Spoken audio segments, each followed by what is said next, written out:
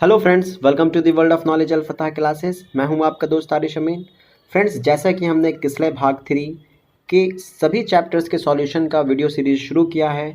इसमें हमने chapter first तो जिंदा है तो, ईदगाह, कर्मवीर और बाल गोविंद भगत, ये 4 चैप्टर्स हमने फ्रेंड्स कर लिया है। अगर आपने ये 4 चैप्टर्स के सॉल्यूशन का वीडियो नहीं देखा है तो आप अल फतह क्लासेस के प्लेलिस्ट में जाकर, हिंदी के किस्ले भाग 3 के प्लेलिस्ट में जाकर आप यहाँ से देख सकते हैं इन 4 चैप्टर्स का सॉल्यूशन। तो फ्रेंड्स, आज का हमारा जो टॉपिक है फ्रेंड्स वो है हुंड्रू का जलप्रपात। 5वां चैप्टर है। यह एक यात्रा वृत्तांत है, मतलब जर्नी की कहानी है, और इसके रचनाकार हैं कामता प्रसाद सिंह, जिन्हें काम भी कहते हैं। तो फ्रेंड्स, आई होप आपको यहाँ तक समझ आया हो। आगे बढ़ते हैं फ्रेंड्स हुंड्रू का जलप्रपात और देखते हैं कि क्या है इसके सवाल जवाब। तो फ्रेंड्स, हुंड्रू का जलप्रपात शुरू करने से पहले मैं आपको एक बात बता दूं, ये हुंड्रू कहाँ है। तो ये हुंड्रू दक्षिण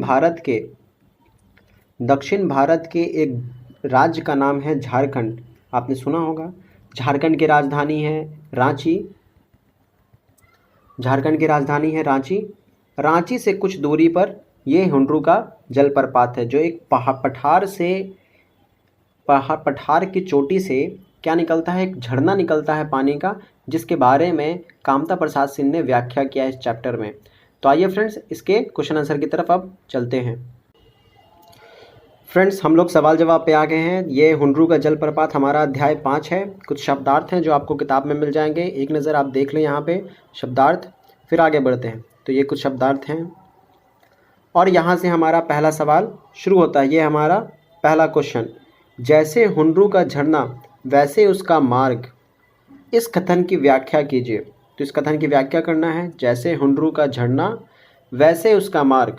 तो देखिए फ्रेंड्स, इस कथन का अर्थ यह है कि यदि किसी व्यक्ति को महान बनना है तो महान बनने के लिए महान मंजिल प्राप्ति करना बहुत आवश्यक है। अगर कोई व्यक्ति महान बनना चाहता है तो उसको महान मंजिल की प्राप्ति करना बहुत आवश्यक है।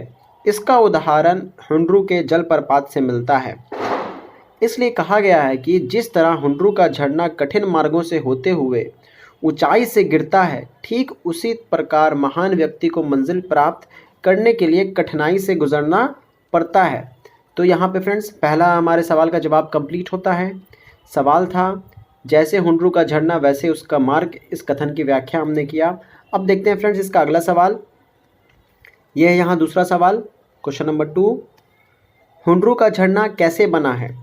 तो जवाब है यहाँ, हुंड्रू का झरना ज़मीन में हरियाली, आकाश में नीलिमा, तीव्र धारा, गंधले पानी के साथ नदियाँ बल खाती तथा पेड़ पौधे और लताओं के साथ मिलकर एक मनमोहक स्वरूप से बना है। तो ये यहाँ पे हमने देखा फ्रेंड्स, हुंड्रू का झरना कैसे बना है, जवाब भी देख लिया। अब आगे बढ़ते हैं, अगला सवाल देखते हैं।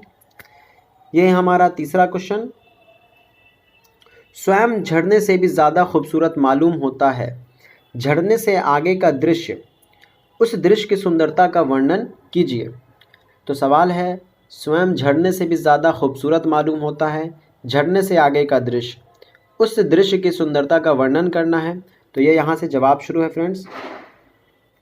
झरने के आगे घाटी में पहाड़ों के बीच एक पतली सी नदी बहती है, जैसे थर्मामीटर में एक पतली पाड़ा हो। आपने थर्मामीटर देखा होगा फ्रेंड्स, थर्मामीटर के बीच में पाड़ा है जो हमारे बॉडी के टेम्परेचर को बताता है, तापमान को बताता है।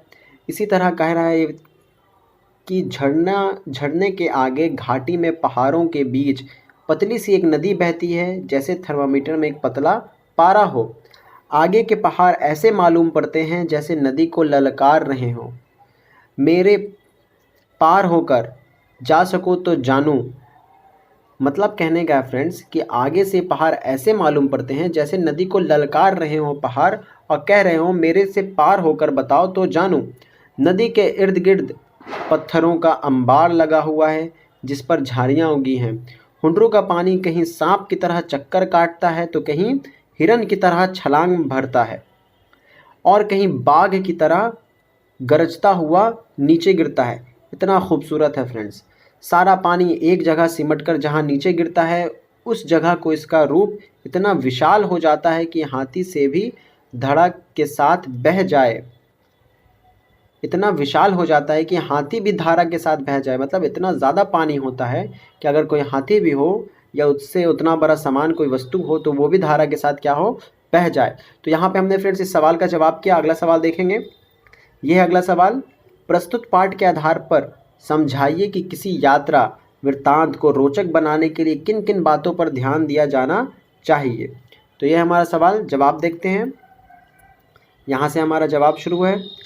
किसी यात्रा वृत्तांत को रोचक बनाने के लिए निम्नलिखित बातों पर ध्यान देना चाहिए।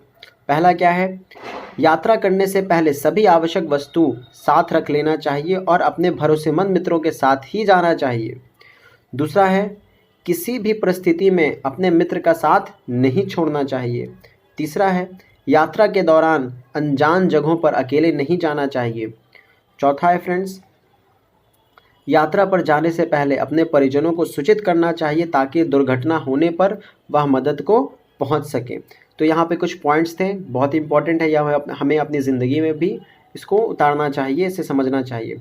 अगला फ्रेंड्स देखते हैं। अगला सवाल है, यहाँ पर एक दृश्य का वर्णन दो तरह से किया गया है। पहला का क्या है, हुंडरों का पानी कहीं सांप की तरह चक्कर काटता है तो कहीं हिरन की तरह छलांग भरता है और कहीं बाघ की तरह गरजता हुआ नीचे गिरता है। यह है फ्रेंड्स पहला दृश्य। दूसरा है, यहाँ शुरू होता है दूसरा, हुंडरू का पानी चक्कर काटकर छलांग भरता हुआ नीचे गिरता है। इनमें से आपको कौन सा तरीका अच्छा लग रहा है और क्यों? तो फ्रेंड्स दोनों सेंटेंसेस में कुछ डिफरेंस है, कुछ अंतर है। क्या अंतर है? तो यहाँ पे कुछ मुहावरे की तरह समझाया गया है, जैसे सांप की तरह, हिरन की तरह, बाघ की तरह, इससे समझना आसान हो जाता है। और दूसरे में यहाँ पे नहीं बताया गया है। तो आइए फ्रेंड्स देखते हैं इसका जवाब क्या है। तो इसका जवाब कुछ ऐसे है, हमें पहला तरीका सबसे अच्छा लगा क्योंकि किसी वाक्य को तुलनात्मक तरीके से व्यक्त करना अधिक रोचक होता है। किसी वाक्य को सीधा कहने से उसका महत्व कम लगता है। अगर किसी बात को हम अच्छे तरीके से बयान करें, तुलनात्मक तरीके से एग्जाम्पल दे करके बताएं, मुहावरे के तरीके से बताएं, तो वो ज़्यादा अच्छा लगता है, ज़्यादा महत्व रखता है। नहीं तो सेंटेंस हल्का सा लगने लगता है। तो फ्रेंड्स यहाँ पर हमने इस चैप्टर को कंप्लीट किया, हुंदरू का जलप्रपात। आई होप फ्रेंड्स आपको समझ आया हो। अगर आपको फ्रेंड्स इसका PDF चाहिए हो इस पूरे चैप्टर्स का, तो आप मुझे व्हाट्सएप पे मैसेज कर सकते हैं। मेरे व्हाट्सएप का नंबर है 8804317520। क्योंकि बहुत सारे बच्चों का कमेंट्स आ रहा था कि हमको PDF अवेलेबल कराइए, तो मैं PDF आपको अवेलेबल करा दूंगा अगर आप मुझे इस व्हाट्सएप पे मैसेज करेंगे। तो मिलेंगे फ्रेंड्स हम लोग नेक्स्ट पार्ट में, तब तक के लिए पढ़ते रहें। Take care, bye bye.